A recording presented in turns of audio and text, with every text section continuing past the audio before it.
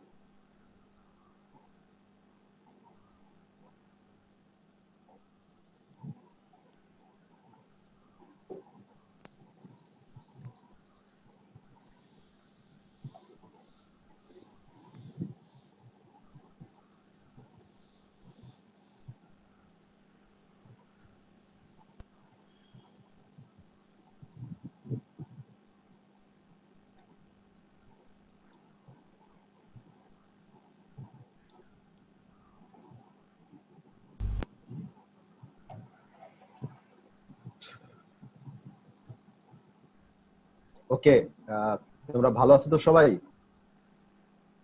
জি sir, আলহামদুলিল্লাহ sir. তাই স্ক্রিনটা কি দেখতে পাচ্ছো? জি স্যার। জি স্যার। ওকে, আমরা শুরু করতে চাচ্ছি। গত কয়েকটা লেকচারে আমরা যে জিনিসটা ডিসকাস করতেছিলাম সেটা হলো কোনো প্রবাবিলিটি ডিস্ট্রিবিউশন থেকে কিভাবে আমরা র্যান্ডম ভেরিয়েটস জেনারেট করতে পারি। আমরা already inverse transformation technique and composition technique এই দুটো টেকনিক ডিসকাস করেছি। আজকে থার্ড টেকনিক, যেটার নাম হচ্ছে কনভলিউশন টেকনিক, সেই থার্ড টেকনিকটা জেনারেট ডিসকাস করব।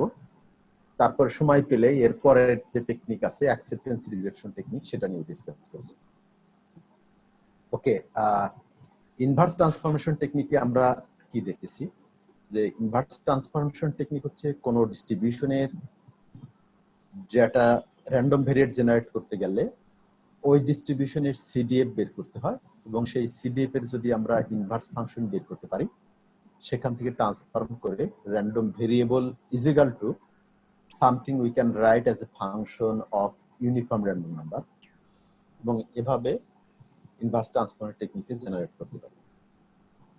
আর কম্পোজিশন টেকনিকে দেখেছি যখন কোনো ডিস্ট্রিবিউশনের র্যান্ডম ভেরিয়েবলকে কতগুলো ডিস্ট্রিবিউশনের ওয়েটেড সাম আকারে লেখা যায়, that is the random variable can be written as a sum of other some random variables multiplied by some weight, then we can apply the composition technique. আজকে যেটা ডিসকাস করব এটা হচ্ছে কনভলিউশন টেকনিক। কনভলিউশন টেকনিকও কম্পোজিশন টেকনিকের সঙ্গে সম্পর্কিত, একই জাতীয়। কিরকম? For several distributions, the desired random variable x can be expressed as a sum of other random variables that are IID.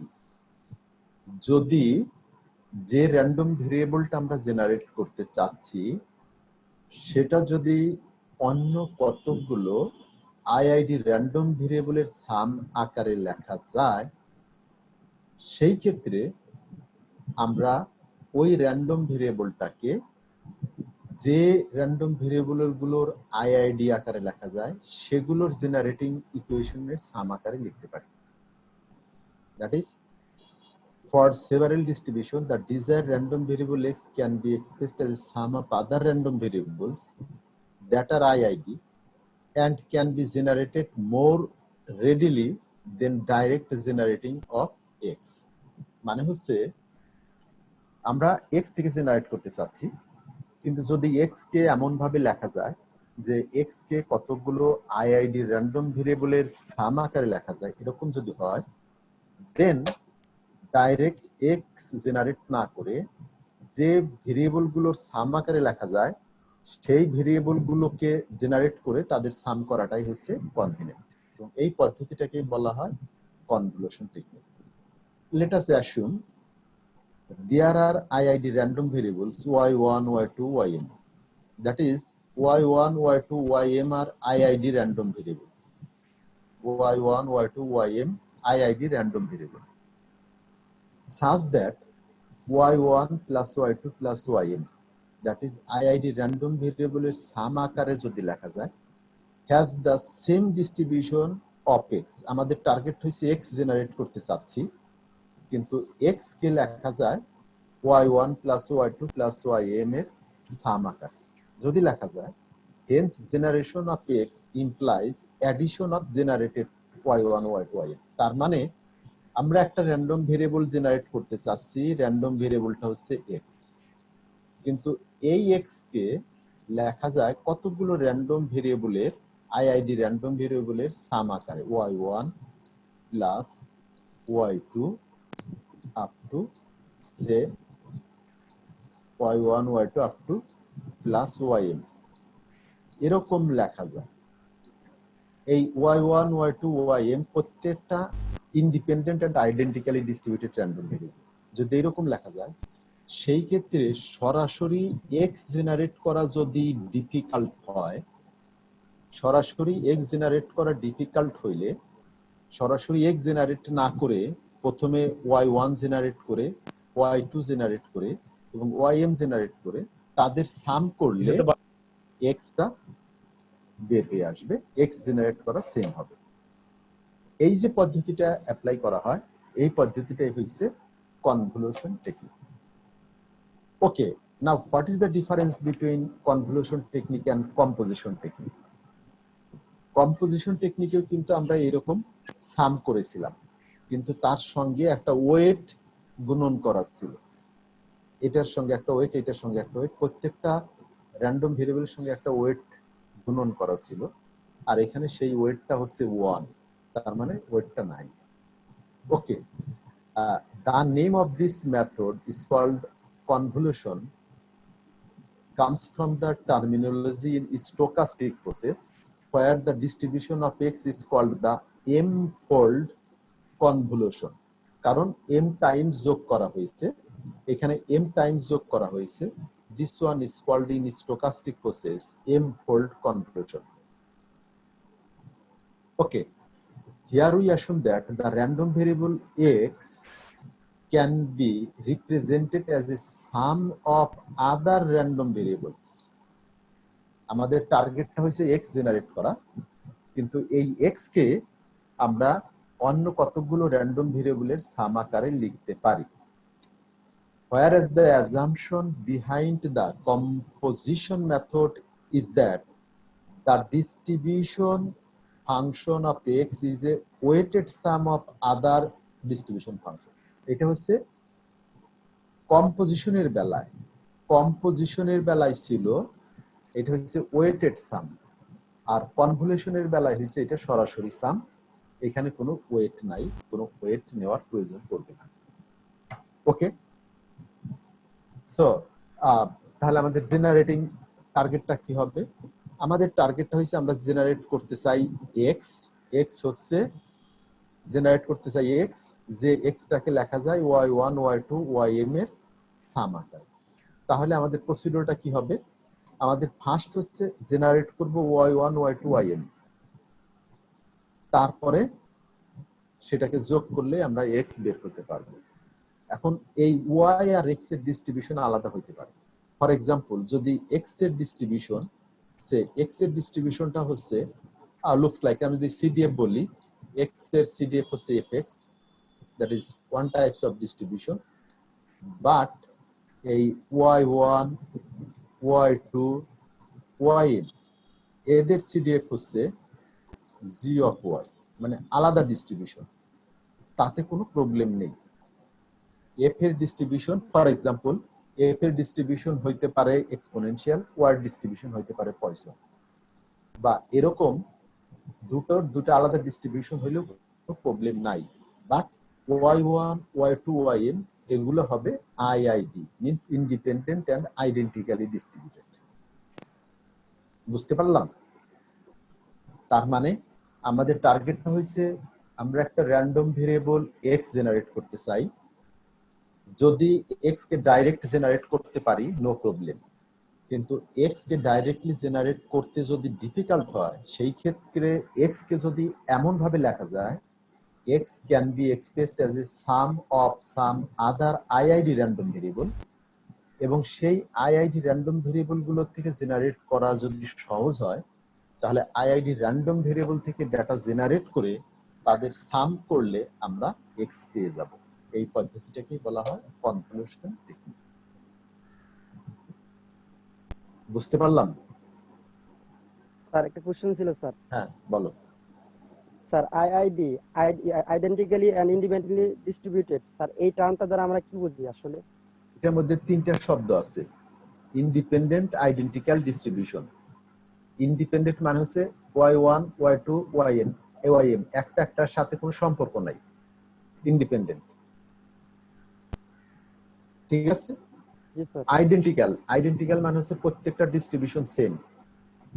Distribution same means Y one এর distribution exponential হলে Y two এর distribution exponential, Y M এর distribution exponential, প্রত্যেকটা distribution same, identical distribution. আর D মানে হচ্ছে distribution. বুঝতে পারলাম আইআইডি কি? জি স্যার, বুঝতে পারলাম স্যার। ওকে, আমরা একটা এক্সাম্পল নিতে চাচ্ছি। এক্সাম্পলটা হচ্ছে আরল্যাং ডিস্ট্রিবিউশন। এই আরল্যাং ডিস্ট্রিবিউশন তার মানে বোঝাই যাচ্ছে আমরা সেই সমস্ত ডিস্ট্রিবিউশন কনভলিউশনের বেলায় অ্যাপ্লাই করব যে ডিস্ট্রিবিউশনের এক্স জেনারেট করা ডিফিকাল্ট।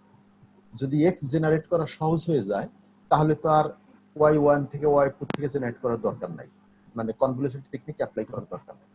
কনভলিউশন টেকনিক অ্যাপ্লাই করব তখনই যখন যে এক্সটা জেনারেট করব সেটা সরাসরি জেনারেট করা ডিফিকাল্ট, এরকম যদি হয়। ওকে, let us see. Example is a Erlang distribution. The Erlang distribution was developed by AK Erlang to find the number of phone calls which can be made simultaneously to switching station operators. মানে কোন একটা স্টেশনে বিভিন্ন একই সঙ্গে অনেকগুলা telephone call আসে, কোনটা কোন দিকে কোথায় পাস করবে, এই পদ্ধতিটাকে কাজে লাগানোর জন্য এই Erlang ডিস্ট্রিবিউশনটাকে ডেভেলপ করেছে। The Erlang distribution has since been expanded for use in queuing theory to study the waiting time in line. কোনো একটা লাইনে দাঁড়িয়ে আছে, আমার ওয়েটিং টাইম কতক্ষণ লাগবে সেটাকে মেজার করার জন্য, তার মডেলিং করার জন্য Erlang ডিস্ট্রিবিউশন ইউজ করা হয়। It is also used in stochastic process and mathematical biology. Stochastic process-এ এই ডিস্ট্রিবিউশনটা ইউজ করা হয়। এটা আসলে কিছুই না, এটা অন্য কতগুলো ডিস্ট্রিবিউশন থেকে এটাকে ডিরাইভ করা হয়েছে। কিরকম? The PDF of Erlang distribution is fx is equal to e to the power minus lambda x, lambda to the power m x to the power m minus 1, m minus 1 factorial. Random variable x is greater than is equal to 0, x এর মান positive হবে, lambda is greater than 0, m is equal to 1 2 dot dot। তার মানে হচ্ছে এখানে দুটো parameter আছে, একটা হচ্ছে m আর একটা হচ্ছে ল্যামডা। আর র্যান্ডম ভেরিয়েবল হচ্ছে x, এবং x হচ্ছে পজিটিভ র্যান্ডম ভেরিয়েবল। এই ডিস্ট্রিবিউশনটা আমরা দেখছি আমাদের দেখা গামা ডিস্ট্রিবিউশনের মতো অনেকটা দেখতে, এটা গামার সঙ্গে সম্পর্কিত আছে। অ্যাট দ্য সেম টাইম এক্সপোনেনশিয়ালের সঙ্গে সম্পর্কিত আছে, আমি পরবর্তীতে ডিসকাস করব। এখানে দুটো প্যারামিটার আছে, একটা হচ্ছে M. M is called the shape parameter, M কে বলা হয় shape parameter, and the parameter lambda is called the rate parameter. এক্সপোনেনশিয়ালে যেরকম ল্যামডা প্যারামিটার ছিল রেট প্যারামিটার, এখানেও এটা রেট প্যারামিটার হিসেবে ব্যবহৃত হয়, আর এমটা হচ্ছে শেপ প্যারামিটার হিসেবে ব্যবহার করা হয়। ওকে, এটার আর একটা ফর্ম আছে যেটাকে অল্টারনেটিভ ফর্ম বলা হয়। An alternative but equivalent parameterization uses the scale parameter mu। এই স্কেল প্যারামিটার মিউ বলা হয়, সেটা হচ্ছে which is the reciprocal of the rate parameter. Rate প্যারামিটারের reciprocal, that is rate parameter হচ্ছে ল্যামডা। আমরা যদি 1/λ অন্য কোন একটা প্যারামিটার লুকস লাইক মিউ ধরি, তাহলে মিউ কে বলা হয় স্কেল প্যারামিটার। তখন সেই ক্ষেত্রে এটা এই জায়গায় সবগুলো ল্যামডা চেঞ্জ হয়ে যাবে, ল্যামডার জায়গায় আসবে মিউ, মানে 1/λ = মিউ বসাইলে যে ফর্মটা পাওয়া যাবে, তখন সেখানে মিউটা আর রেট প্যারামিটার থাকবে না, মিউটা হবে scale parameter. Look like exponential distribution. আমি যদি এক্সপোনেনশিয়াল ডিস্ট্রিবিউশন বলি, e to the power 1/λ e to the power -x/λ, এটা যদি একটা এক্সপোনেনশিয়াল ডিস্ট্রিবিউশন হয়, এখানে ল্যামডাটা হচ্ছে তার রেট প্যারামিটার। আর যখন 1/λ ইউজ করি অন্য কোনো প্যারামিটার দিয়ে, সে মিউ ইজ ইকুয়াল টু 1/λ, তখন এই মিউটা হয়ে যায় এক্সপোনেনশিয়ালের মিন, যেটাকে আমরা বলে থাকি স্কেল প্যারামিটার। তখন এটা স্কেল প্যারামিটার হিসেবে কাজ করে।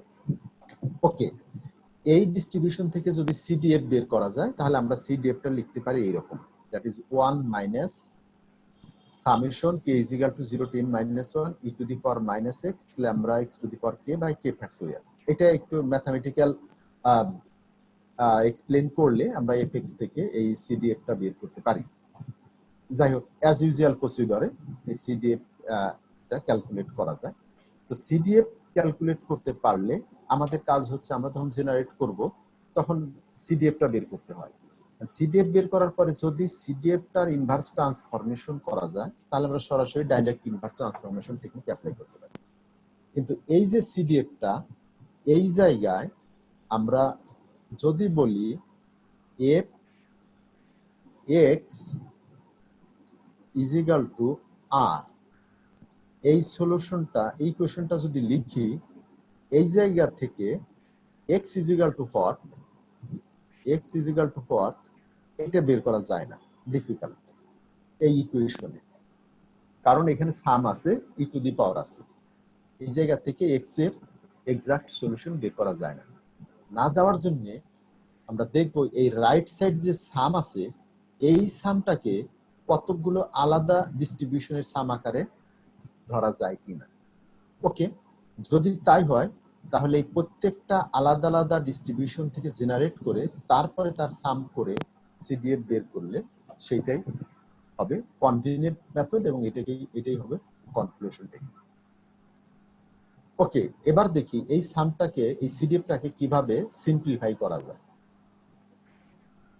ওকে, an m arm length random variable x, m হচ্ছে যদি তার শেপ প্যারামিটার m হয়, তাহলে সেটাকে বলা হয় m arm length random variable। যদি m এর মান 1 হয়, তাহলে বলা হয় 1 arm length, m এর মান 2 হলে 2 arm length random variable x with mean lambda can be shown to be the sum of m independent exponential random variable is having mean lambda by n।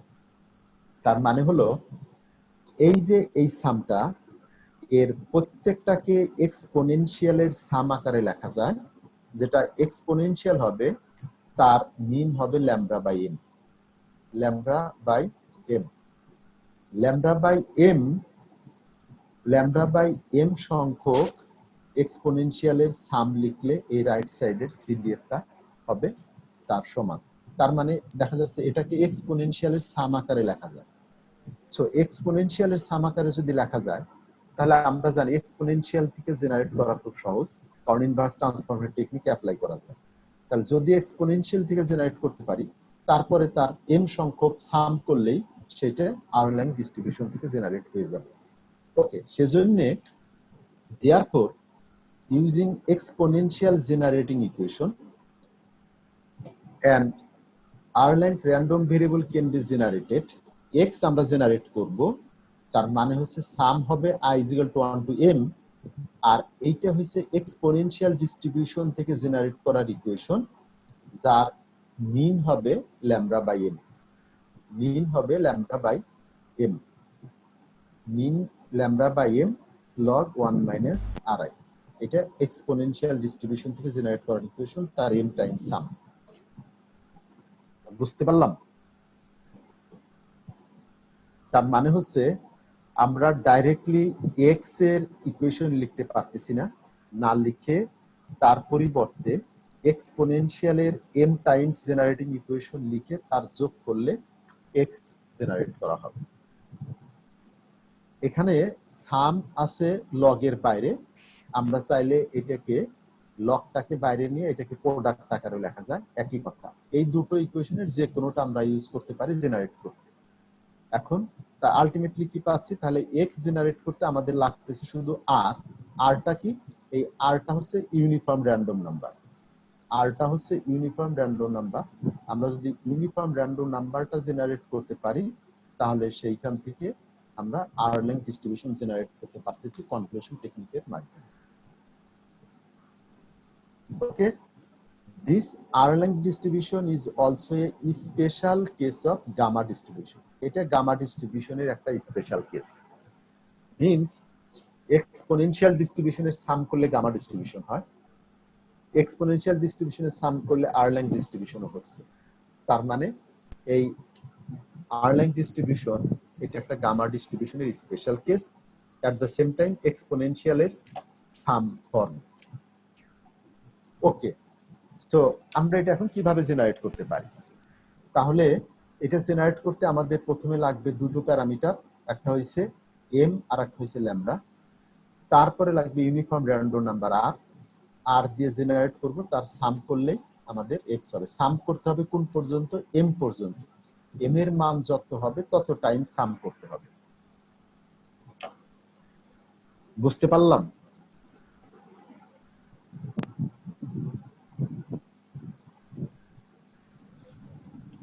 Sir বুঝতে পারছি, এক জায়গায় একটু প্রশ্ন ছিল। কোন জায়গায়? স্যার একটু আগের স্লাইডটা একটু দেখাবেন। হ্যাঁ, স্যার এই যে উপরের যে f of x equal to এই যে আইল্যান্ড ডিস্ট্রিবিউশনের যে মানে এই ফর্মটা, এটা হ্যাঁ, এই ফর্ম থেকে এই যে ডিস্ট্রিবিউশন ফাংশন যেটা বের করছে, এখানে হঠাৎ করে কে আসলো কিভাবে? হঠাৎ করে কেটা কিভাবে আসলো? কে টার্মটা কিভাবে আসলো? কে তো এটা সাম, হ্যাঁ, কে তো এখানে থাকবে না, কে কিন্তু প্যারামিটার না, কে এর মান চেঞ্জ হচ্ছে 0 থেকে -1 পর্যন্ত, তাই না?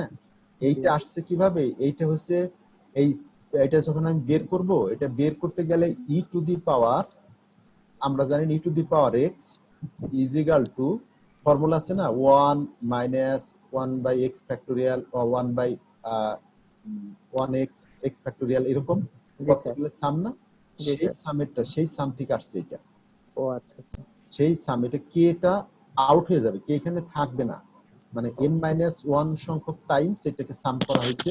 সেই কে আমি এখানে কে না লিখে আইও লিখতে পারতাম, তাই না? বুঝতে পারছি। প্যারামিটার হচ্ছে ল্যামডা আর m। ওকে, ইনডেক্স ওটা হচ্ছে জাস্ট ইনডেক্স হিসেবে ইউজ হয়েছে সামের জন্য।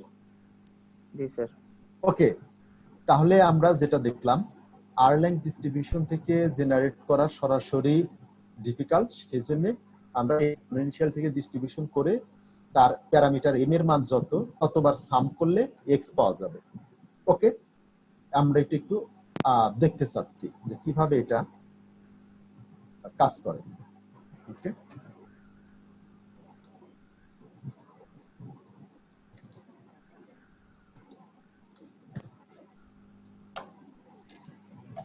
এই স্ক্রিনটা দেখা যাচ্ছে? জি স্যার দেখা জি যাচ্ছে। স্যার দেখা যাচ্ছে। আচ্ছা, আমাদের দুটো প্যারামিটার ছিল, একটা প্যারামিটার হচ্ছে m আর একটা হচ্ছে lambda. m is greater than equal to 0, lambda is greater than equal to 0. আমি ধরে নিলাম m is equal to 9 বা 1 2 3 4 5 যে কোনোটাই ধরতে পারি, lambda is equal to 1, দুটো প্যারামিটার ধরে নিয়েছি। n is equal to 100, তার মানে কি 100 র্যান্ডম ভেরিয়েবল জেনারেট করব আর্লেন ডিস্ট্রিবিউশন থেকে, ঠিক আছে? এবং সেই জেনারেটেড র্যান্ডম ভেরিয়েবলটা হবে x। x কি বললাম, একটা অ্যারিক ভেরিয়েবল, তার মধ্যে 100টা অবজারভেশন থাকবে, x is equal to array। ওকে, এখন for i in 1 to n আমি একটা লুপ তৈরি করলাম, 1 থেকে n যতগুলো র্যান্ডম ভেরিয়েবল জেনারেট করব তত পর্যন্ত। ওকে, এই জায়গায় এসে r জেনারেট করব, r ইউনিট m 01, মানে m সংখ্যক ইউনিফর্ম র্যান্ডম নাম্বার জেনারেট করব যেটা 0 থেকে 1 এর মধ্যে থাকবে। কেন? ওই সাম করতে যেয়ে ওইখানে r টা লাগবে। ওকে, সেই জন্য এইবার সামটা করব। সাম করার জন্য আরেকটা লুপ নিতে হবে। আমি ধরলাম s is equal to 0 for j in 1 to m, m time sum করতে হবে, যার জন্য আরেকটা loop s is equal to s plus ইকুয়েশনে ছিল minus lambda by m log 1 minus ri, তার মানে এই জায়গায় এসে সামটা ক্যালকুলেট করতেছে, তাই না? m সংখ্যক টাইমস সে এটাকে সাম করবে, করার পরে এই সামের যে ভ্যালুটা হবে সেইটাই ভ্যালুটা হবে x এর একটা ভ্যালু। যখন r মান 1 এটা হবে x1, পরে আবার একইভাবে এটা রিপিট করবে, তারপরে x2 x3 xn, এভাবে সে জেনারেট করবে। ওকে, এটা বুঝতে পারলাম কি?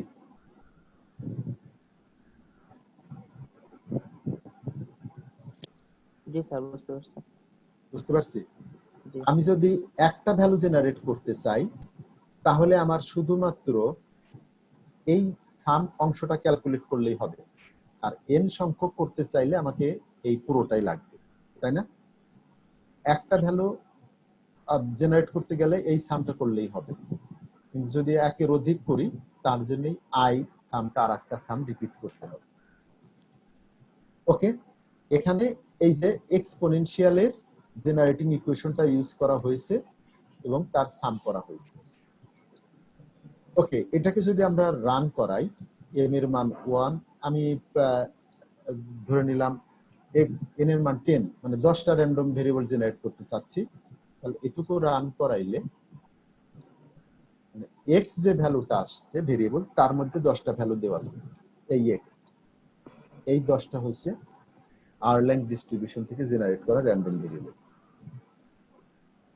ওকে, আমি যদি বেশি সংখ্যক জেনারেট করতে চাই, সে n is equal to 100 দিয়ে এটাকে যদি জেনারেট করি, তাহলে এবার x এর মধ্যে 100 ভ্যালু আছে জেনারেট করা।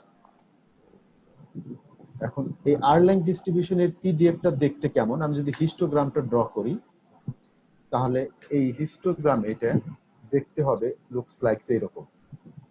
যদি এটা m এর মান 9 থাকে, যদি m এর মান চেঞ্জ হয় তাহলে এটা শেপ চেঞ্জ হবে। m এর মান যত কমতে থাকবে এটা রাইট দিকে স্ক্রুট তত বেশি হবে। ফর এক্সাম্পল, সে আমি m এর মান চেঞ্জ করে দিলাম 2, একই সঙ্গে 100টাই জেনারেট করব, তার হিস্টোগ্রাম ড্র করব। জাস্ট m এর মানটা চেঞ্জ করলাম, সেই ক্ষেত্রে হিস্টোগ্রামটাই যে রাইট দিকে স্ক্রুট হয়ে গেছে। m এর মান যদি আরো কমায় দেওয়া যায়, for example m is equal to যদি 1 দেওয়া হয়, তাহলে সেটা দেখতে কেমন হবে, এইরকম হয়ে গেছে, তাই না? ওকে, এইটা হচ্ছে আর্লেন ডিস্ট্রিবিউশন থেকে জেনারেট করার পদ্ধতি। আমি এখানে 9ই রাখলাম, 100টা জেনারেট করলাম, তার হিস্টোগ্রামটা দেখলাম এই ধরনের। এটা হচ্ছে আর্লেন ডিস্ট্রিবিউশনের হিস্টোগ্রাম। এখান থেকে আমরা তার প্রবাবিলিটি ডেনসিটিটা কেমন হবে চিন্তা করতে পারি, এরকম হবে তার প্রবাবিলিটি ডেনসিটি। এটা হচ্ছে আমি এই জায়গায় কনভলিউশন টেকনিকটা অ্যাপ্লাই করেছি। কনভলিউশন টেকনিকটা অ্যাপ্লাই না করে এটা আরেকটা কাজ করা যায়, সেটা হচ্ছে গামা ডিস্ট্রিবিউশন থেকে যদি র্যান্ডম ভেরিয়েট জেনারেট করি এবং তার শেপ প্যারামিটারকে যদি এম বলা হয় আর রেট প্যারামিটারকে যদি ল্যামডা বলা হয়, তাহলে সেটা অটোমেটিক্যালি আরএলএম ডিস্ট্রিবিউশন হবে। It is a special case of gamma distribution. Gamma ডিস্ট্রিবিউশনের শেপ যদি এম হয় আর রেট যদি ল্যামডার সমান হয়, তাহলে এটা হবে M Erlang distribution with rate parameter lambda. আর এ সরাসরি আর গামা ফাংশনটা দেওয়া আছে, কিন্তু আর আরল্যাং নামে কোনো ফাংশন দেওয়া নাই। আমরা আর এর থেকে জেনারেট করতে চাইলে এই ফাংশনটা ইউজ করতে পারি, অথবা আর গামা ইউজ করতে পারি। আর গামা যদি ইউজ করি, ফর এক্সাম্পল এখানে এম এর মান 9, ল্যামডার মান 1 দিয়েই আর গামা এন মানে 100 অবজারভেশন করবে, জেনারেট করলাম। এখানে যে এক্স গুলো আসছে, এই এক্স গুলো আগের মতোই নেচার হবে, এবং এটারও যদি হিস্টোগ্রাম করি তাহলে দেখা যাবে সেই হিস্টোগ্রামটাও লুকস লাইক ওই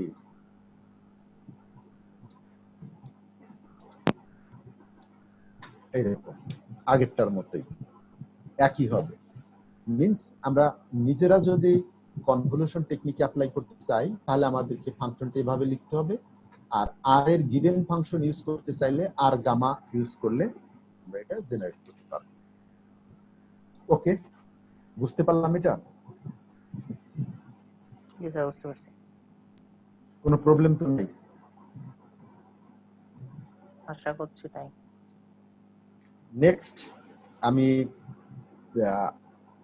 অন্য একটা ডিস্ট্রিবিউশন নিয়ে ডিসকাস করতে চাচ্ছি, অন্য একটা টেকনিক নিয়ে। তার মানে আমরা তিনটা টেকনিক ডিসকাস করলাম: inverse transformation technique, composition technique and convolution technique. তার মানে তিনটা জায়গাতেই কিন্তু ইনভার্স ট্রান্সফরমেশন টেকনিক অ্যাপ্লাই হয়েছে, তাই না? কম্পোজিশনে ইনভার্স ট্রান্সফরমেশন টেকনিক অ্যাপ্লাই হয়েছে, কনভলিউশনে ইনভার্স ট্রান্সফরমেশন টেকনিক অ্যাপ্লাই হয়েছে। কারণ এই যে ইকুয়েশনটা আমি লিখছি, এটা ইনভার্স ট্রান্সফরমেশন এক্সপোনেনশিয়ালের ইনভার্স ট্রান্সফরমেশন টেকনিক অ্যাপ্লাই করা। ওকে, নেক্সট ওয়ান ইম্পর্টেন্ট একটা মেথড, this is called acceptance rejection technique. Acceptance rejection টেকনিকটা কি আমি পরবর্তীতে এটা নিয়ে ডিসকাস করতে চাচ্ছি, একটু মনোযোগ দিলে বুঝতে পারবেন। অ্যাকসেপ্টেন্স রিজেকশন এর নামের সঙ্গে টেকনিকটার কাজটা কি, মেথডটা কি বোঝা যায়। এখানে অ্যাকসেপ্ট থাকবে এবং রিজেক্ট থাকবে। আমি র্যান্ডম ভেরিয়েবল জেনারেট করব, তার কিছু র্যান্ডম ভেরিয়েবল অ্যাকসেপ্ট করব, কিছু রিজেক্ট করব, ডিপেন্ডিং অন সাম কন্ডিশন। কন্ডিশনের উপর ভিত্তি করে অ্যাকসেপ্ট করব অথবা রিজেক্ট করব। এই জন্য এই মেথডটার নাম হচ্ছে অ্যাকসেপ্টেন্স রিজেকশন টেকনিক। তার মানে জেনারেটেড র্যান্ডম ভেরিয়েবলের কিছু অ্যাকসেপ্ট হবে, কিছু রিজেক্ট হবে। এ পর্যন্ত আমরা যে মেথডগুলো করেছি সেখানে সবগুলো শুধুমাত্র আমরা অ্যাকসেপ্ট করেছি, কোনোটা কিন্তু রিজেক্ট করিনি। এই জায়গায় এসে দেখা যায় র্যান্ডম ভেরিয়েবলের ভ্যালু জেনারেট করেছি, জেনারেট করার পরে ওটাকে আমরা বাদ দিচ্ছি। ওকে, কিরকম প্রসিডিউরটা? In this technique, random variates with a distribution are generated until some condition are satisfied. আমি জেনারেট করতে থাকবো, করতে করতে যখন কোনো কন্ডিশন স্যাটিসফাইড করবে তখন এটাকে অ্যাকসেপ্ট করব, আর যদি কন্ডিশন স্যাটিসফাইড না করে তাহলে রিজেক্ট করব। When the condition is finally satisfied, the desired random variable can be computed. যতক্ষণ না পর্যন্ত স্যাটিসফাইড করবে ততক্ষণ পর্যন্ত আমাকে ক্যালকুলেশন করতেই হবে। Suppose you are interested in generating random variate x uniformly distributed between xl, xu.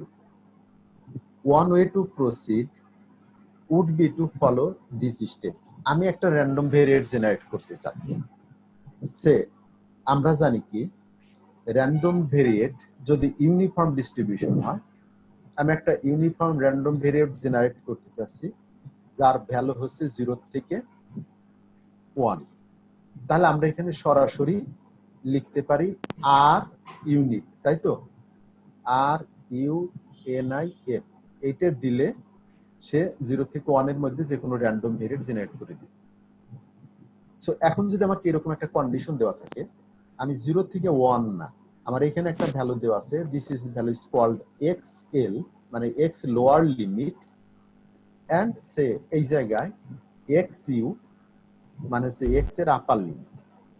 আমাকে একটা র্যান্ডম ভেরিয়েট জেনারেট করতে হবে which lies between this two point. xl থেকে xu এর মধ্যে থাকে এরকম একটা ইউনিফর্ম র্যান্ডম নাম্বার জেনারেট করতে হবে। তাহলে আমি কি করব? আমি যদি সরাসরি আর ইউনিট জেনারেট করি, তার এখানেও কিছু ভ্যালু আসতে পারে, এখানেও কিছু ভ্যালু আসতে পারে। আমি যদি আর ইউনিটটা ইউজ করব, যদি ভ্যালুটা xl এর চেয়ে ছোট হয় তাহলে সেটাকে রিজেক্ট করব, বাদ দিয়ে দিব, নিব না। আর যদি x u এর চেয়ে বড় হয় তাহলে সেটাকে রিজেক্ট করব, বাদ নিব না। আমি কখন নিব? যদি কিনা ভ্যালুটা xl আর xu এর মধ্যে লাইজ করে, দ্যাট ইজ আমি সেই r কে নিব যে r এর মানটা শুধুমাত্র xl আর xu এর মধ্যে বিলংস করে। এইটার মধ্যে থাকলে আমি নিব, আর না থাকলে সেটাকে বাদ দিয়ে দিব। ওকে, এই কাজটা যদি করি তাহলে আলটিমেটলি আমি কি করতেছি? আমি এই অংশটাকে এবং এই অংশটাকে রিজেক্ট করতেছি, আর এই মাঝের এখানে আসলেই অ্যাকসেপ্ট করতেছি, তাই না? This one is called acceptance rejection technique. কন্ডিশনটা কি? র্যান্ডম ভেরিয়েবলটা xl আর xu এর মধ্যে হইতে হবে। এই কন্ডিশনের উপর ডিপেন্ড করে আমি এটাকে সেপারেট করতেছি। ওকে, এই জিনিসটাকে যদি আমি এরকম দেখাই, এটা step by step procedure. Say first step, generate random number r uniform 01, r uniform 01 থেকে জেনারেট করলাম। if xl less than is equal to r less than is equal to xu, accept x is equal to r, x এর মানটা হবে r এর মানের সমান, আমি accept করব, বাকি আর কোনো কাজ করব না, এখান থেকে বের হয়ে আসব। ওকে, if r less than xl or r is greater than xu, reject r টাকে রিজেক্ট করব এবং রিজেক্ট করে আবার স্টেপ 1 এ আসব, মানে এই আরটা আমি নিতে পারলাম না, এই আরটা বাদ চলে গেল। অ্যাগেইন আরেকটা আর জেনারেট করব এবং সেটাকে টেস্ট করব, যদি অ্যাকসেপ্ট হয় ওকে, অ্যাকসেপ্ট না হলে আবার ব্যাক করব, এভাবে চলতে থাকবো। এই রিজনটার মধ্যে যতক্ষণ আর থাকবে অথবা এই রিজনের মধ্যে থাকবে ততক্ষণ আমি রিজেক্ট করতে থাকবো, এখানে করলে আমি অ্যাকসেপ্ট করব। এটা বুঝতে পারলাম না এমন কেউ আছো?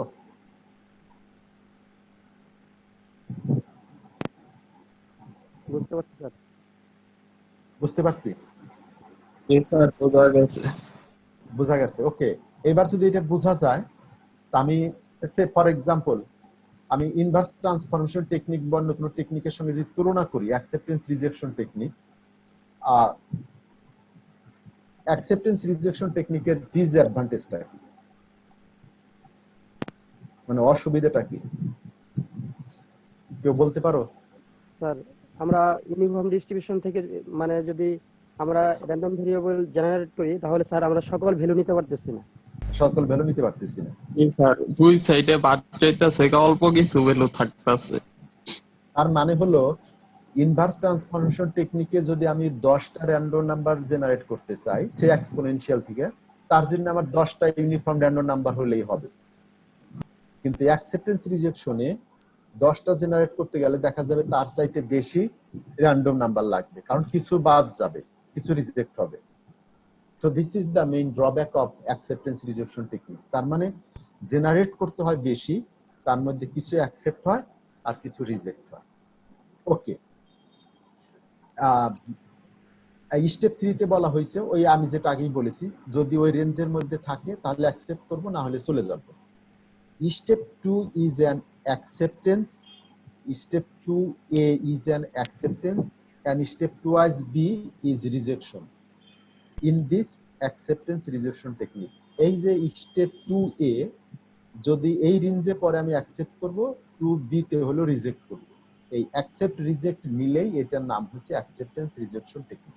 স্যার আপার লিমিট আর লোয়ার লিমিট কি সবসময় 0 আর 1 এর মধ্যেই থাকবে? ইউনিফর্ম হলে অবশ্যই 0 আর 1 এর মধ্যে থাকবে, কিন্তু আমি যদি নরমাল থেকে নেই তাহলে তো আর জিরো আর ওয়ানের মধ্যে থাকবে না, তাই না? কিন্তু স্যার ইউনিফর্ম ডিস্ট্রিবিউশনের লিমিট যে সবসময় 0 আর 1 হবে এমন তো কোনো কথা নেই। মানে ইউনিফর্ম ডিস্ট্রিবিউশনে আমরা শিখছি হচ্ছে যে একটা লোয়ার লিমিট থাকে a, একটা হ্যাঁ, আর হাই লিমিট থাকে হচ্ছে b। হ্যাঁ, এখন আমি যদি a হচ্ছে 3 দেই আর b হচ্ছে 10 দেই, তাহলে সেক্ষেত্রে কিভাবে জেনারেট করব র্যান্ডম নাম্বার? তাহলে তো কোনো অসুবিধা নেই। আমি আরটা জেনারেট করলাম, ওকে, আমি বললাম R is equal to R unit, R unit আমি ধরলাম একটা ভ্যালু জেনারেট করতেছি, তার লোয়ার লিমিট 0 সে, আর আপার লিমিট হচ্ছে 10, তাই না? হয় না? তার মানে হচ্ছে এটা হচ্ছে a এর মান a, আর এটা হচ্ছে b এর মান, b এর মান 10। এখন আমাকে বলা হলো আমি একটা র্যান্ডম নাম্বার জেনারেট করো ইউনিফর্ম, যেটা হচ্ছে 0.3 থেকে 2.5 এর মধ্যে থাকবে। কোন অসুবিধা আছে?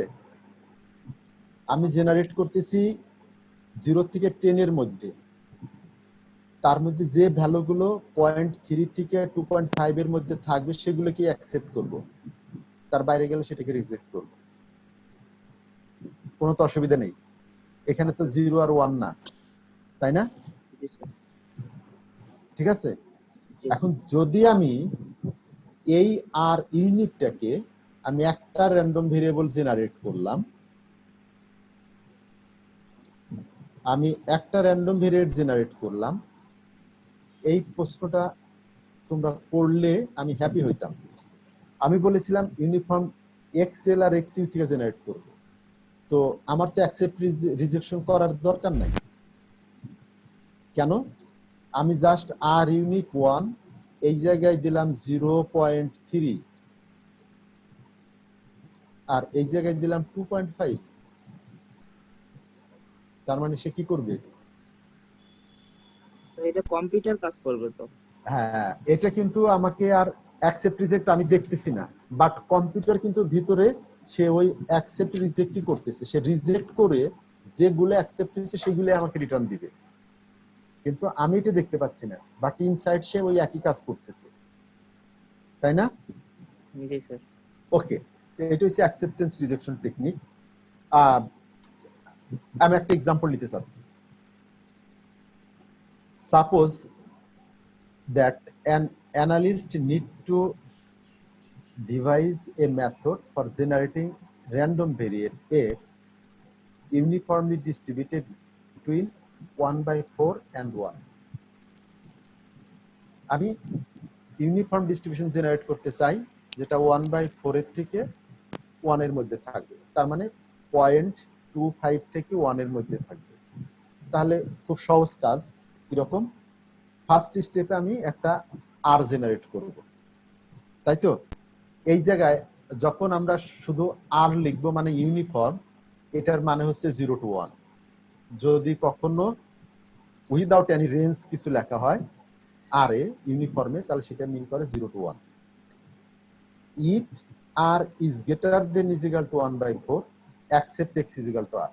কারণ এই আমার রিজেকশন এই জায়গায় শুধুমাত্র লেফট সাইডে, রাইট সাইডে নাই, কারণ এক্স ইউটা হইছে 1 এর সমান।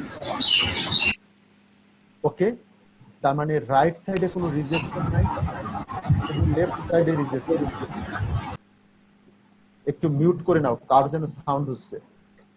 তার মানে if R is greater than is equal to 1/4, আমি তখনই সরাসরি যে ভ্যালুটা পাবো সেইটাই এক্স এর মান পাবো। ওকে, আর রিজেকশনটা কি হবে? ইফ আর লেস দেন 1/4, তাহলে সেই আরটাকে রিজেক্ট করবো, আবার স্টেপ 1 এ আসবো, আর একটা র্যান্ডম নাম্বার জেনারেট করবো, এভাবে চলতে থাকবে, তাই না? যদি আমার 10টা র্যান্ডম ভেরিয়েবল জেনারেট করার প্রয়োজন পড়ে, যতক্ষণ না পর্যন্ত আমার 10টা অ্যাকসেপ্ট হবে ততক্ষণ পর্যন্ত আমি 10টা কন্টিনিউ করতে থাকবো। বুঝতে পারলাম কি এটা?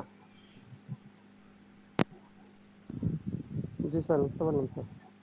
ওকে, আমি যদি এটা এরকম না হয়ে এই প্রবলেমটা হইতো এই ধরনের, আমি একটা র্যান্ডম ভেরিয়েট জেনারেট করতে চাই, যে র্যান্ডম ভেরিয়েবলটা এখানে বলা হয়েছিল 1/4 থেকে 1/4 থেকে 1 না হয়ে যদি এইটা এরকম হয় 0 থেকে 0.75 3/4 0.75, তাহলে কি হইতো? 0 থেকে 0.75 এর মধ্যে accept সিম্পল। জি স্যার তার মানে তখন 1/4 এর জায়গায় 0 হইতো। তখন রিজেক্ট হইতো কি, যদি এই আর এর মান is greater than is equal two 0.74 হইতো, তখন আমি রিজেক্ট করতাম, আর আদারওয়াইজ এটা অ্যাকসেপ্ট হইতো, তাই না? জি স্যার। ওকে, আরেকটা এক্সাম্পল হচ্ছে, আমি আরেকটা এক্সাম্পল আসতে চাচ্ছি, যেটা হলো পয়সা ডিস্ট্রিবিউশনের জন্য। এটা আমি জাস্ট আইডিয়াটা শেয়ার করব, অ্যালগরিদমটা একটু ডিফিকাল্ট, এটা নেক্সট ক্লাসে ডিসকাস করব। আমরা জানি যে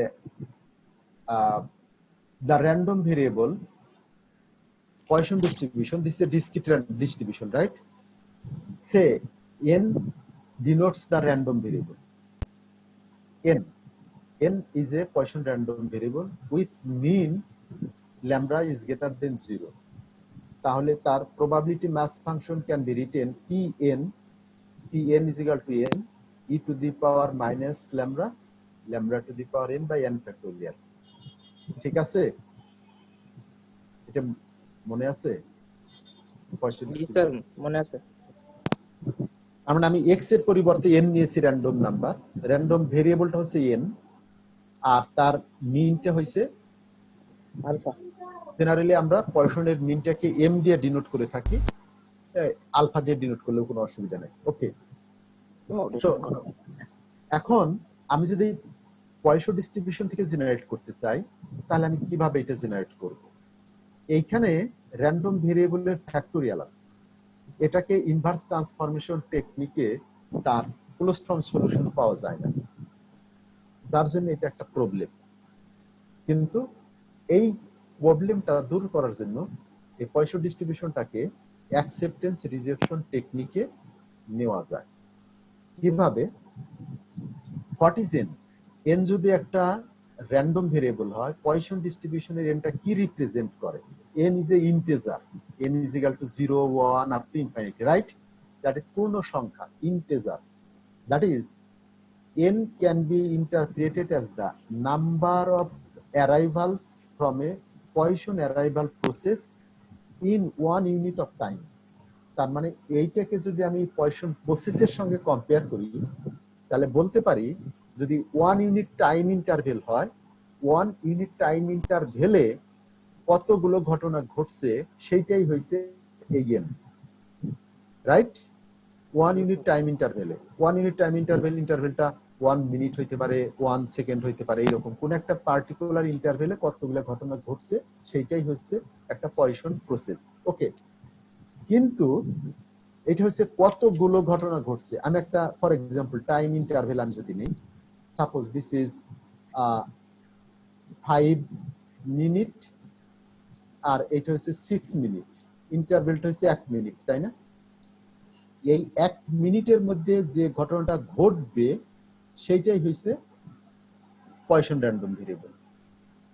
1 মিনিটের মধ্যে যদি 5টা ঘটনা ঘটে, এই 5 হচ্ছে পয়সন র্যান্ডম ভেরিয়েবল। 1 মিনিটের মধ্যে যদি 0টা ঘটে, 0টা হচ্ছে পয়সন র্যান্ডম ভেরিয়েবল।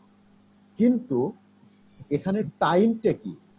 এই যে 1 মিনিটের মধ্যে প্রথমটা ঘটছে, তারপরে আবার দ্বিতীয় আরেকটা ঘটবে, তৃতীয় আরেকটা ঘটবে, এই সবগুলো কিন্তু একসঙ্গে ঘটবে না, একই সঙ্গে ঘটতে পারে, আলাদা টাইমেও ঘটতে পারে, কিন্তু সেই টাইমটা হবে এই 5 মিনিট থেকে 6 মিনিটের মধ্যে, ওয়ান টাইম ইন্টারভেলের মধ্যে।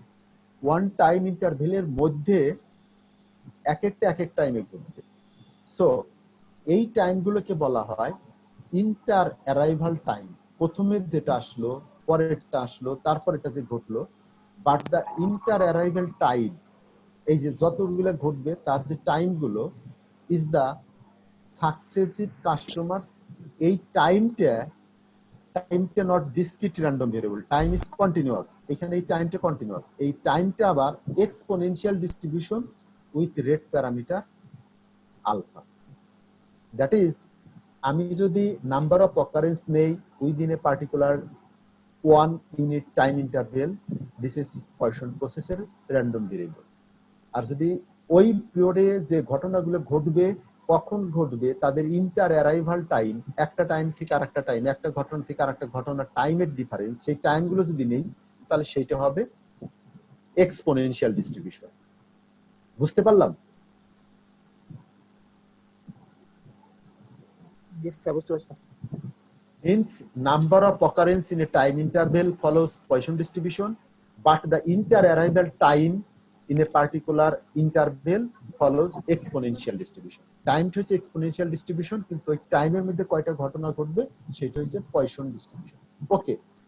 Thus, there is a relationship between the discrete Poisson distribution, আমরা জানি Poisson distributionটা discrete, and the continuous exponential distribution.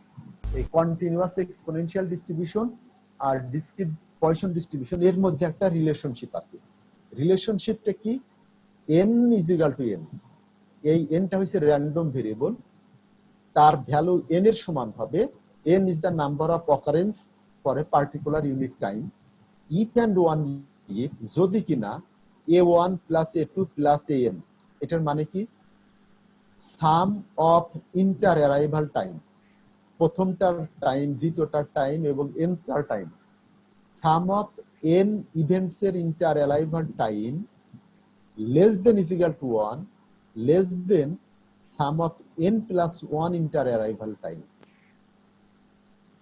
ওকে, তার মানেটা কি? এটা লেফট সাইডে হইছে সাম অফ n তম inter arrival time, sum of n plus 1 তম ইন্টার অ্যারাইভাল টাইম, তার মধ্যে আছে 1। তার মানেটা কি? প্রথম ইন্টার অ্যারাইভাল টাইম গুলোর যোগ এবং পরবর্তী আরেকটা ইভেন্ট ঘটলে তার টাইমের যোগ করলে তার মধ্যে অ্যাট লিস্ট একটা ইভেন্ট থাকতেই হবে, তাই না? তার মধ্যে একটা ইভেন্ট থাকবে। বুঝতে পারলাম কি এটা? তার মানে আমি যদি আমার এখানে n এর মান সে আমি বললাম n ইজ ইকুয়াল টু 3, যদি n ইজ ইকুয়াল টু 3 হয়, এইখানে প্রথমটা টাইম, দ্বিতীয়টা টাইম, তৃতীয়টা টাইম, তিনটা টাইমের যোগ করলে যেটা হবে, আর n প্লাস 1 দেন 4 নম্বরটা অকারেন্স হচ্ছে, তার টাইমটা যোগ করলে যে টাইম হবে, সে এই তিনটা টাইম যোগ করলে আমি ধরলাম এইটা হচ্ছে 6 মিনিট সে, আর এই 4 নম্বরটা যোগ করার পরে আমি যে টাইমটা পেলাম ধরলাম এই টাইমটা হচ্ছে 7 মিনিট। এই 6 মিনিট আর 7 মিনিট টাইম ইন্টারভেলের মধ্যে একটা ইভেন্ট ঘটবে, কারণ একটা ইভেন্টই ঘটেছে, এইটা হচ্ছে 3টার আর এটা হচ্ছে 4টার টাইমের ইন্টার অ্যারাইভাল টাইম। এই কন্ডিশনটা যদি হোল্ড করে, এটা হোল্ড না করলে তার মানে এইখানে 1 হলো না, এখানে 0 হইলো, তাহলে হবে না। এখানে যদি 1 হয় তাহলে এই যে n এর যে value n is equal two n, এই যে ভ্যালুগুলো পাবো, ফর এক্সাম্পল এইখানে n এর মান হচ্ছে 3, এইখানে n এর মান 4, এই 3টা হইছে পয়সন ডিস্ট্রিবিউশন, এখানে যে n এর মান 4, সেই 4টা হইছে poison random variable. Okay, so this one is called the interrelationship between Poisson distribution and exponential distribution. একটা হইছে ডিসক্রিট আর একটা হচ্ছে কন্টিনিউয়াস। টাইমটা হচ্ছে কন্টিনিউয়াস এক্সপোনেনশিয়াল, আর ওই টাইমের দুইটা টাইমের ইন্টারভেলের মাঝে যে নাম্বার অফ অকারেন্স সেটা হচ্ছে ডিসক্রিট, সেটা হচ্ছে পয়সন র্যান্ডম ভেরিয়েবল। ওকে, তার মানে যদি এরকম হয় আমি পয়সন ডিস্ট্রিবিউশনকে এক্সপোনেনশিয়াল ডিস্ট্রিবিউশনের রিলেশনশিপে লিখতে পারি, তার মানে পয়সন ডিস্ট্রিবিউশন থেকে ডাটা জেনারেট না করে এক্সপোনেনশিয়াল ডিস্ট্রিবিউশন থেকে আমি ডাটা জেনারেট করে পয়সনে ব্যাক করব। এই যে প্রসিডিউর, এই প্রসিডিউরটাকে বলা হয় অ্যাকসেপ্টেন্স রিজেকশন পদ্ধতিতে পয়সন থেকে ডিস্ট্রিবিউশন জেনারেট করা। ওকে, এবার এটার মানেটা কি দাঁড়াচ্ছে? এই যে ইকুয়েশনটা n is equal two n 1 আর টাইমের যোগ এটা হচ্ছে 2, দুইটা ইকুয়েশন, এই দুইটা ইকুয়েশন কি রিপ্রেজেন্ট করে? In equation 1 n is equal to n says that there were exactly n arrivals during the 1 unit of time. এক ইউনিট টাইম ইন্টারভেলের মধ্যে n সংখ্যক অ্যারাইভাল ঘটেছে। বাট দ্য রিলেশনশিপ 2, এই 2 নম্বর ইকুয়েশন, এটা কি বলে? The relation 2 says that nth arrival occurred before one time while n plus 1th arrival occurred after time 1. তার মানে হচ্ছে এই জায়গায় যে টাইমটা আর এই পিরিয়ডের যে টাইমটা, দুইটার মধ্যে একটা অকারেন্স ঘটবে। That is nth arrival occurred before time unit 1 where n plus 1th arrival occurred after time period 1. তাই 1 টাইম পিরিয়ডের আগে ঘটবে একটা, পরে ঘটবে একটা, অ্যাট লিস্ট একটা ইস ইন্টারভেলে ঘটবে। ওকে, এই দুটো ইকুয়েশনকে যদি আমি লিখি, clearly this two statements are equivalent, তার মানে দুইটার মানে সেম দাঁড়ায়। মিন্স প্রত্যেকটা টাইম ইন্টারভেলে যে অকারেন্সটা ঘটবে, অকারেন্স যদি ঘটে তাহলে আমার টাইমটা বাড়বে, অকারেন্স না ঘটলে টাইম বাড়বে না, টাইম ফিক্স থাকবে। যখনই টাইম বাড়বে তার মানে আর একটা অকারেন্স ঘটবে, আর যখনই অকারেন্স ঘটবে তখনই অটোমেটিক্যালি ইন্টার অ্যারাইভাল টাইমটাও বাড়বে। ওকে, proceed now by generating exponential inter arrival time until some arrival, say n plus 1, occurs after time 1, then set n is equal to n. n is the random variable, n is the value. কিভাবে আমি exponential distribution থেকে generate করব time, এবং সেই time যখন একটা টাইমের থেকে আরেকটা টাইমের মধ্যে ডিফারেন্স হবে তখন আমি বলবো সেখানে একটা ইভেন্ট ঘটেছে, এবং সেই ইভেন্টটাই হবে n এর মান, যেটা হবে পয়সন র্যান্ডম ভেরিয়েবল। ওকে, তার মানে আলটিমেটলি কি করতেছি, আমি পয়সন ডিস্ট্রিবিউশন জেনারেট না করে জেনারেট করতে চাচ্ছি এক্সপোনেনশিয়াল ডিস্ট্রিবিউশন। এবং এক্সপোনেনশিয়াল ডিস্ট্রিবিউশন জেনারেট করতে দুইটা টাইম ইন্টারভেল নিব, তার মাঝে একটা রেঞ্জ থাকবে। দুইটা টাইম ইন্টারভেলের রেঞ্জের মধ্যে যদি ঘটে তাহলে আমি অ্যাকসেপ্ট করব, আর যদি না ঘটে তাহলে আমি রিজেক্ট করব। ওকে, সো এই পদ্ধতিটাই অ্যাকসেপ্টেন্স রিজেকশন টেকনিক। আমি বাকি অংশটা নেক্সট ক্লাসে ডিসকাস করব যে কিভাবে এই ইকুয়েশনটাকে লেখা যায়। তার মানে এইটা হইছে n তম টাইম ইন্টারভেলের যোগ, আর ওইটা হইছে n প্লাস 1 এর যোগ। তার মানে বাম দিকটাকে আমরা লিখতে পারি summation ai i is equal to 1 to n, আর less than is equal to 1 less than is equal to summation ai I is equal to 1 to n plus 1. This is the difference. আমি প্রথমে n সংখ্যক এক্সপোনেনশিয়ালের যোগ করব, তারপর আরেকটা random variable বাড়াবো, n plus 1 করব, তার মাঝে একটা পয়সন অকারেন্স ঘটবে। আর যদি এই দুইটা সেম হয়, মাঝে কোনো কিছু ঘটবে না, রিজেক্ট করব। ওকে, এই অ্যালগরিদমটা আমরা আগামী ক্লাসে কিভাবে লেখা যায় ডিটেইলস এক্সাম্পল নিয়ে ডিসকাস করব এই জায়গায়। ঠিক আছে, বুঝতে পারলাম কি?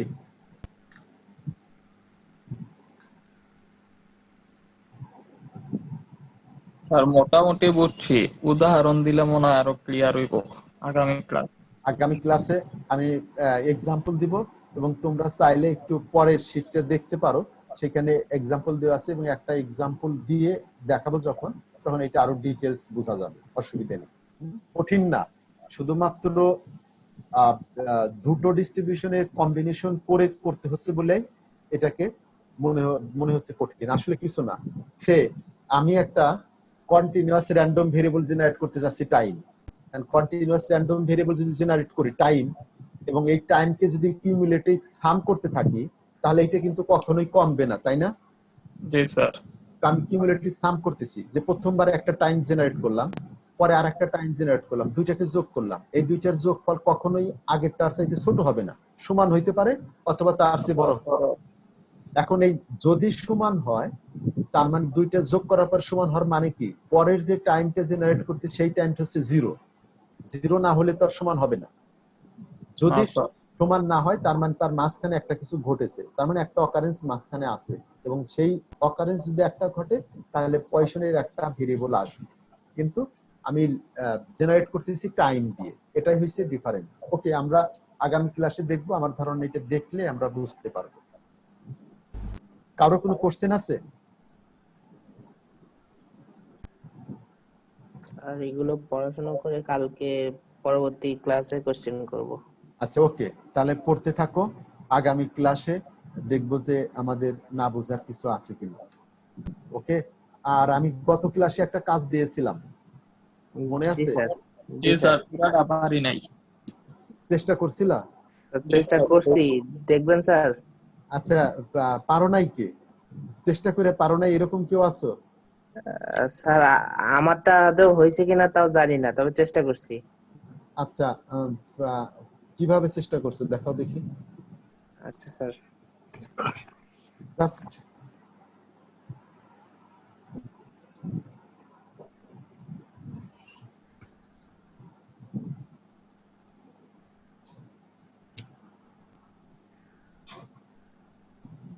আমাকে কি দেখা যাচ্ছে?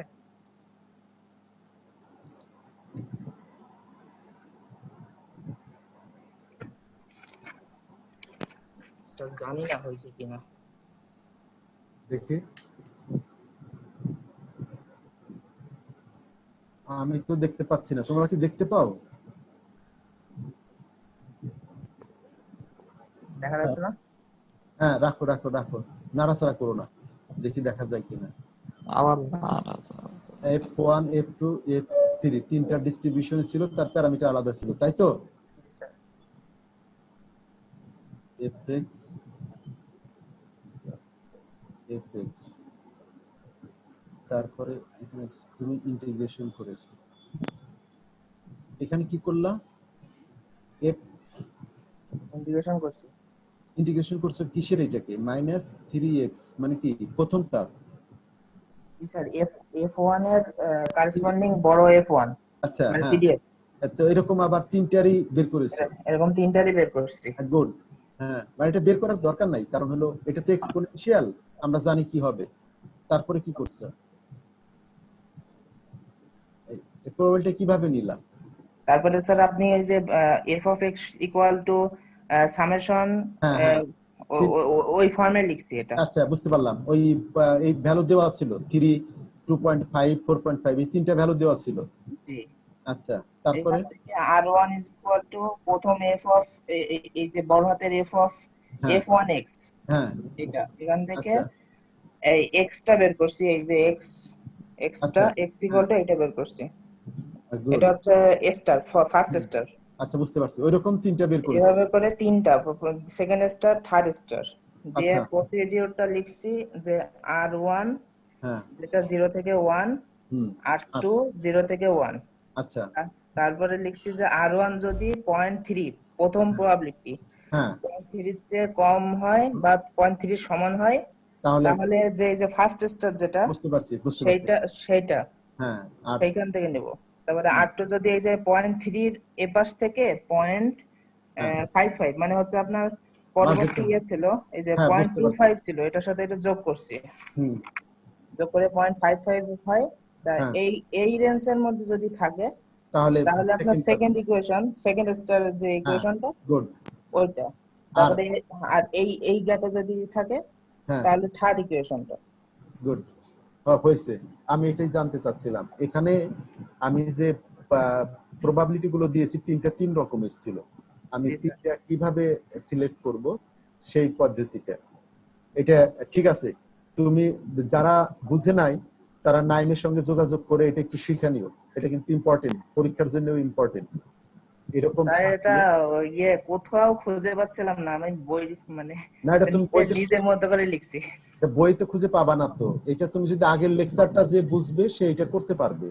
জি স্যার, তারপরে ওই আহ, মানে নিজে নিজেই প্র্যাকটিস করলাম, মানে হ্যাঁ, বুঝে বুঝে প্র্যাকটিস। ঠিক আছে, এভাবে এজন্যই এটা এরকম দেওয়া, এরকম দেওয়া থাকলে আমরা এটা করতে পারবো।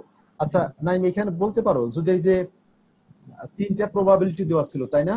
জি একটা স্যার। হয়েছে 0.2.5, একটা হয়েছে 0.3, আর একটা হয়েছে এরকম, তাই না?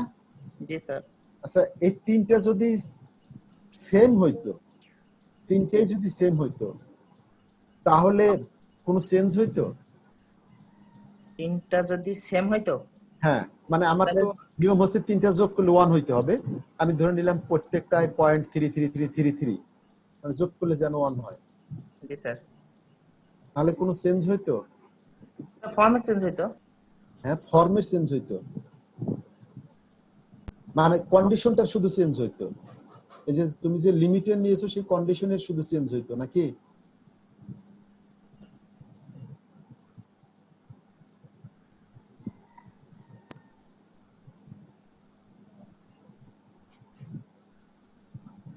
এই দেখে বলতে হবে না, তুমি বলতে পারলে এমনি।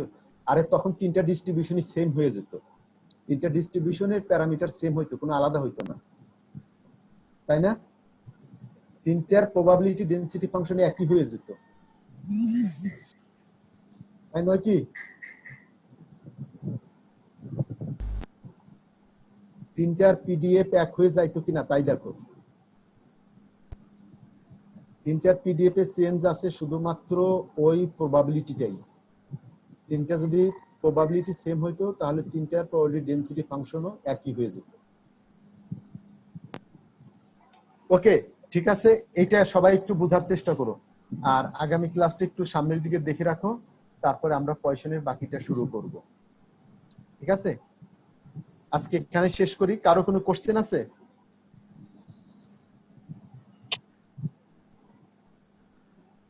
কোনো কোশ্চেন আছে কারো?